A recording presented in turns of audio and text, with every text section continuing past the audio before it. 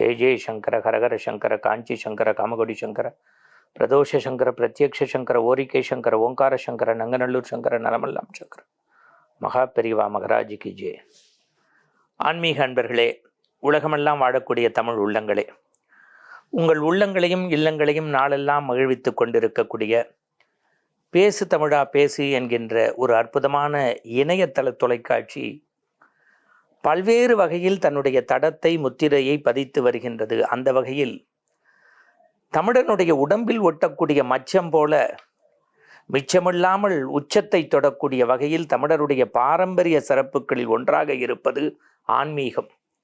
அந்த ஆன்மீக கருத்துக்களை மையப்படுத்தி நாள்தோறும் நல்லது செய்வதற்கு திருக்கோயிலுடைய வழிபாடு, கால நேரம் குறித்து, நாம் பண்டைய காலத்தில் வாழ்ந்து வழிபட்ட கோவில்கள், பராமரிப்பின்றி இருக்கக்கூடிய கோவில்களுடைய தலவரலாறு, எந்த கோவிலுக்கு சென்றால் என்ன நன்மை நடக்கும் என்கின்ற சிறப்புகள், ஆழ்வார்கள் நாயன்மார்களுடைய பெருமைகள், இவையெல்லாவற்றிற்கு மேல் சமயத்தோடு சமுதாயத்தையும் இரு விழிகளாக பார்த்து இந்த பூமி பந்தில் புரட்சியை ஏற்படுத்துவதற்கு விண்ணிலிருந்து மண்ணிற்கு நம்முடைய இணைய தொலைக்காட்சி வாயிலாக பேசு தமிழா பேசின் அங்கமாக, தமிழருடைய அடையாளமாக, ஒரு எழுச்சி தீபமாக புதிதாக புறப்பட்டிருக்கிறது திருவருள் டிவி.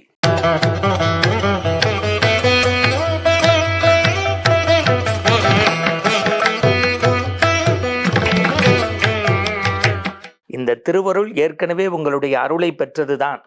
இருந்தாலும் அந்த அருள் இன்றைக்கும் சுடர்விட்டு தீபமாக எரிவதற்கு எண்ணெயாக மக்களாகிய நீங்கள் இருக்கலாம், விளக்காக இந்த நிறுவனம் இருக்கலாம். ஆனால் தூண்டுகோளாகிய கரம் தேவைப்படுகிறதல்லவா? அந்த தூண்டுகோளாகிய கரம் இப்பொழுதுதான் நிறைய தோடர்கள் கிடைத்திருப்பதால் இந்த கரம் தூண்டி தீபம் ஏற்றப்பட்டிருக்கிறது. எண்ணெயாக நீங்கள் இருக்கின்றீர்கள், விளக்காக நிறுவனம் இருக்கிறது. இந்த தீபத்தை தமிழர்கள் பார்க்க வேண்டிய மற்றும் பாதுகாக்க வேண்டிய கடமை இருப்பதால் திருவருள் டிவி உங்களுடைய இல்லங்களிலும் உள்ளங்களிலும் சுடர்விட்டு திருவண்ணாமலை தீபம் போல நின்று நிதானமாக மகர ஜோதியைப் போல மக்களுடைய உள்ளங்களில் எழுச்சி தீபத்தை ஏற்படுத்தட்டும் என்று சொல்லி குருவருளையும் திருவருளையும் வேண்டுகின்றேன்.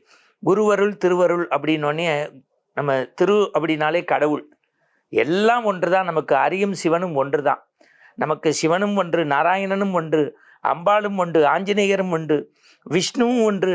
நம்முடைய நெஞ்சத்தில் குடியிருக்கக்கூடிய 5 ரூபாய் மதிப்புள்ள வேப்பிலைக்கு சொந்தக்கார மாரியம்மனும் ஒன்றுதான். எனவே மனம் கடந்து, இனம் கடந்து, மொழி கடந்து எல்லா கடவுளினுடைய பெருமைகளையும் பறைசாற்றக்கூடிய இந்த தொலைக்காட்சியினுடைய திருவருள் டிவியில் குருவருளை சிந்திக்கக்கூடிய நேரமாக அடுத்த சில நிமிடங்கள் வருகின்றது. குரு என்ற உடனே நம்முடைய கண்ணுக்கு கடந்த ஒரு 100 ஆண்டு காலமாக தவ புருஷராக 99 ஆண்டு காலம் 10 மாதம் இந்த மண்ணில் நடந்து தேய்ந்து கரைந்து அத்வைதத்தை மட்டும் அல்ல, இனபேதத்தை ஒழித்து எல்லோரும் ஓர் நிலை, எல்லோரும் ஓர் குடம். அவரை பற்றி ஓர் வரியில் சொல்ல வேண்டுமென்றால் பட்டு பீதாம்பரமும் மின்னக்கூடிய வைரங்கள் வந்தாலும் அதே ஆசிர்வாதம் தான்.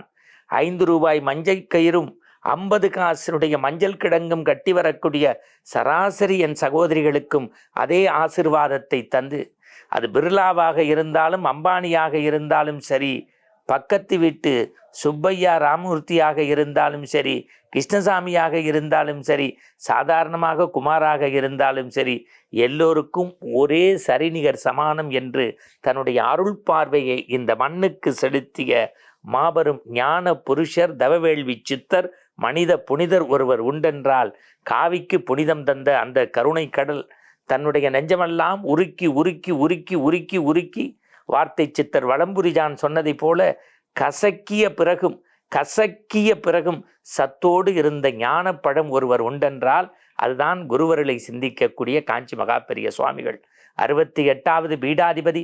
அந்த குருவை சிந்திப்பதற்கு முன்பு அந்த பரம்பரையிலே வந்து எந்த நூற்றாண்டு என்று மக்களால் 4ஆம் நூற்றாண்டா 7ஆம் நூற்றாண்டா என்று சிந்திக்க முடியாமல் திகைத்து போன அத்வைதத்தை பரப்பிய காலடியில் தோன்றிய கருணை கடல் கருணாமூர்த்தி ஆதிசங்கர பகவத்பாதா அவர் விட்ட பணியை தொட்ட பணியை தொடர்ந்து செய்து கடந்த நூற்றாண்டுகளின் தவவேள்வி சித்தராக வாழ்ந்தவர் மகா பெரிய சுவாமிகள்.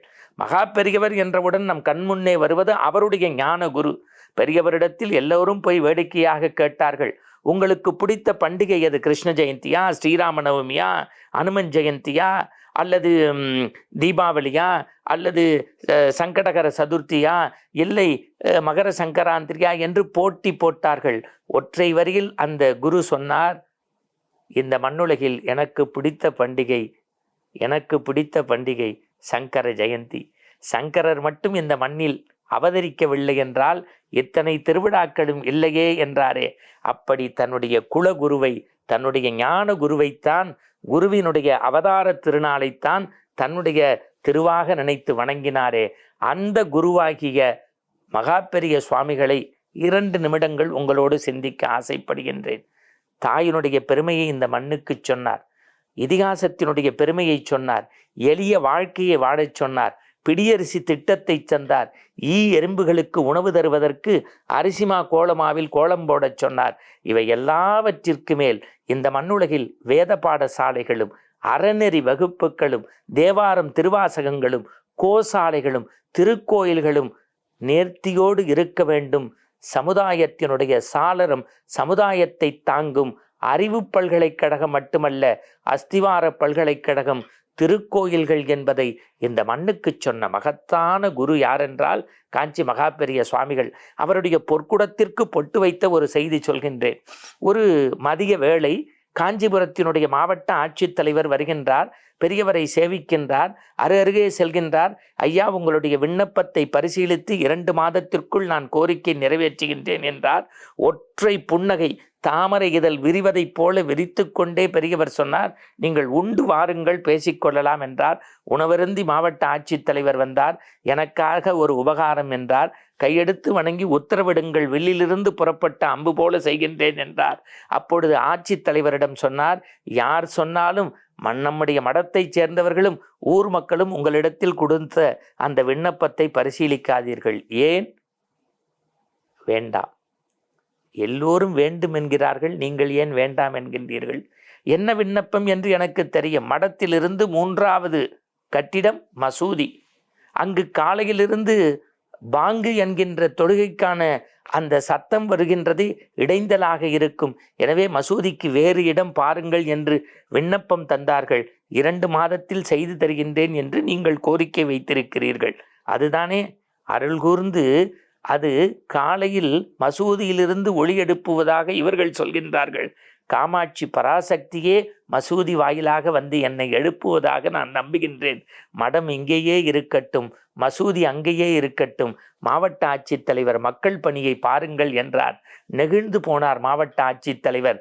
அன்றைக்கு சென்னை உயர்நீதிமன்றத்தினுடைய ஒப்பற்ற நீதியரசராக இருந்த ஜஸ்டிஸ் இஸ்மாயில் அவர்கள் இதை கேள்விப்பட்டு இஸ்லாமிய பெருமக்களோடு திருக்கோயிலினுடைய மடத்திற்குள் உள்ளே சென்று பெரியவருக்கு கண்ணீர் மல்க தன்னுடைய நன்றியை சொன்னபோது, இந்த பக்கத்தில் குங்குமம், இந்த பக்கத்தில் கல்கண்டு, பக்கத்திலே வில்வம், எது கொடுத்தாலும் அவருக்கு இடைஞ்சலாக இருக்குமே என்று ஒற்றை பொன்முறுவலோடு திரும்பி பார்த்து மேலாளரிடம் எங்கே என்றார். கை நிறைய கொடுத்தார்கள். கைமூடி பெரியவர் ஜஸ்டிஸ் இஸ்மாயில் கையில் கொடுத்தார். வாங்கி பார்த்தார், மணக்கும் சந்தனம்.